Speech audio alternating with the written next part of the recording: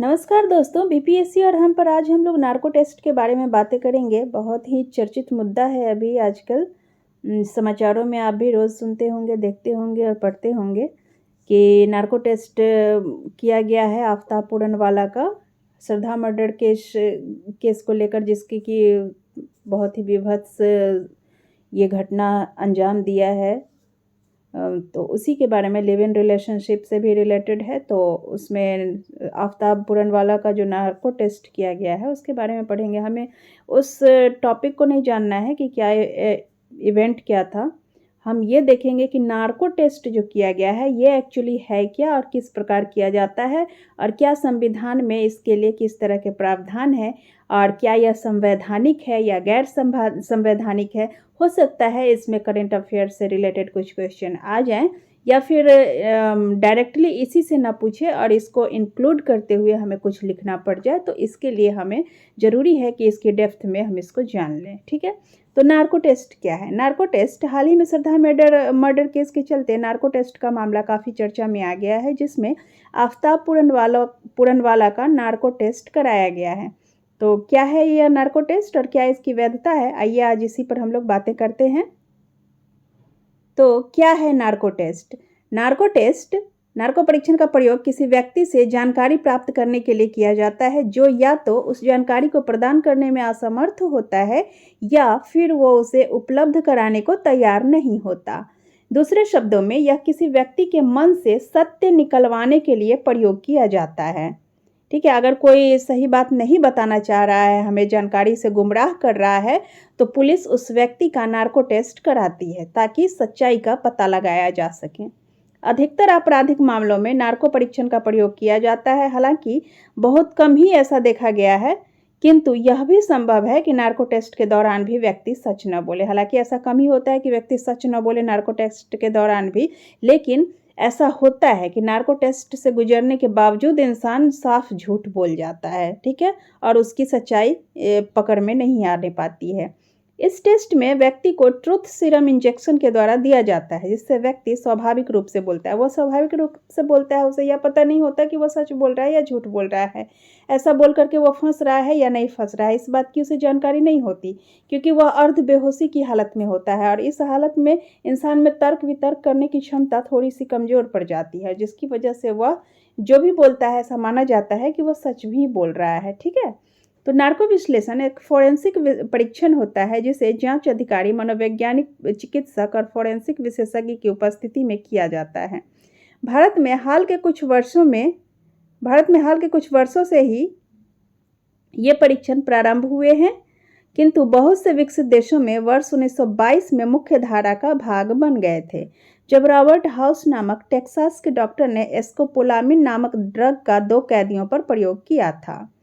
अब आते हैं नार्को विश्लेषण। शब्द नार्क से लिया गया है, इसका अर्थ है नार्कोटिक।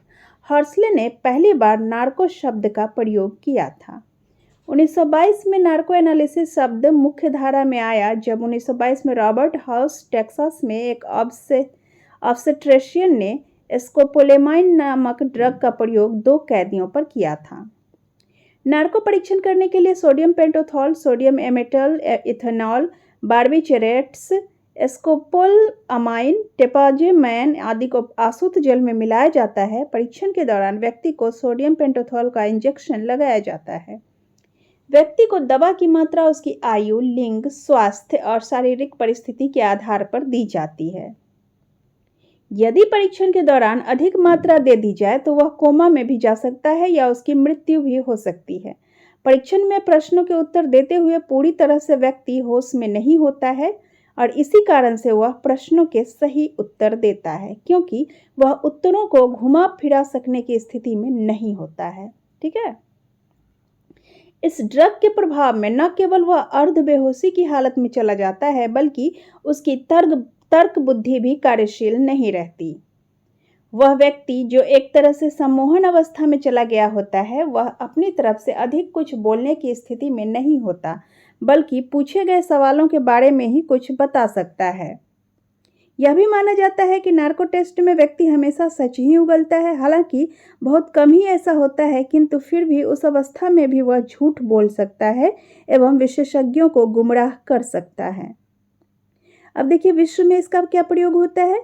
जहां विकसित विश्व के बहुत से देशों ने इस ऐसे परीक्षणों को अन्वेषण से मुख्य रूप से अलग कर दिया है। अधिकतर गणतांत्रिक विश्व, जिनमें अमेरिका और ब्रिटेन भी शामिल हैं, वहां ऐसे परीक्षण कुछ समय से प्रायः लुप्त हो गए हैं। भारत में क्या स्थिति है? तो भारत में इसका प्रयोग आरंभ होने के बाद किसी अपराध के संदिग्ध को पकड़ते ही लोग उसके नार्को परीक्षण की मांग करने लगते हैं। उनका यह मानना है, यानी कि लोगों का यह मानना होता है कि इस परीक्षण के बाद सच्चाई सामने निश्चित ही आ जाएगी, जबकि इसके पूरे प्रतिशत नहीं होते। हालांकि पूरी तरह से यह बात सत्य नहीं है, क्योंकि नार्को परीक्षण टेस्ट से गुजरने के बावजूद भी व्यक्ति झूठ बोल जाता है। ठीक है, इस तरह से यह हो गया। क्या कहता है नार्को परीक्षण को लेकर के? तो भारतीय संविधान का एक प्रमुख तत्व है अनुच्छेद 20। इसके तहत किसी व्यक्ति को जिस पर कोई आरोप लगे हैं उसे अपने विरुद्ध गवाह के रूप में प्रयोग नहीं किया जाएगा। उच्चतम न्यायालय का निर्णय यह है कि 5 मई 2020 को दिए गए अपने एक निर्णय में भारत के उच्चतम न्यायालय ने बिना सहमति के कराए गए नार्को टेस्ट, ब्रेन मैपिंग और पॉलीग्राफ आदि परीक्षणों को अवैधानिक या अवैध करार दिया है। न्यायालय ने व्याख्या दी है कि ऐसा करना व्यक्ति की व्यक्तिगत स्वतंत्रता का हनन है। अब क्वेश्चन ये उठता है, जब संविधान ने या सुप्रीम कोर्ट ने इसे अवैध बता रखा है, तो फिर भी नार्को टेस्ट कराए जाते हैं, तो क्या नार्को टेस्ट जो है यह असंवैधानिक है? तो सर्वोच्च न्यायालय ने पाया कि नार्को परीक्षण ने लोगों के निजता के अधिकार का दुरुपयोग किया और बर्बर, क्रूर या अपमानजनक उपचार में जोड़ा गया, जो कि अनुच्छेद 21 के तहत एक नागरिक के मौलिक अधिकार का उल्लंघन है। तो इस तरह से कितना सही है नार्को टेस्ट? नार्को टेस्ट की सटीकता देखते हैं क्या है। नार्को टेस्ट की सटीकता 100% नहीं होती है। कई व्यक्तियों ने तो नशे की हालत में भी झूठे बयान दिए हैं। अतः इस पद्धति को जांच की अवैज्ञानिक विधि माना जाता है। वर्ष 2010 में केजी बालकृष्णन वाली 3 जजों की बेंच ने बताया था कि जिस व्यक्ति का नार्को परीक्षण या पॉलीग्राफ टेस्ट लिया जाना है, उसकी सहमति भी आवश्यक है। हालांकि सीबीआई और अन्य एजेंसियों को किसी का नार्को टेस्ट लेने के लिए कोर्ट की अनुमति लेनी भी जरूरी होता है। ठीक है, टेस्ट के विषय में जानकारी उपलब्ध कराई है। आप यदि इस जानकारी से संतुष्ट हैं या इससे संबंधित आप कोई और जानकारी प्राप्त करना चाहते हैं, तो कमेंट करके अपना सुझाव दे सकते हैं। आपकी प्रतिक्रिया का भी जल्द ही उत्तर दिया जाएगा। अधिक जानकारी के लिए bpsc और हम.com पर विजिट करते रहें। धन्यवाद।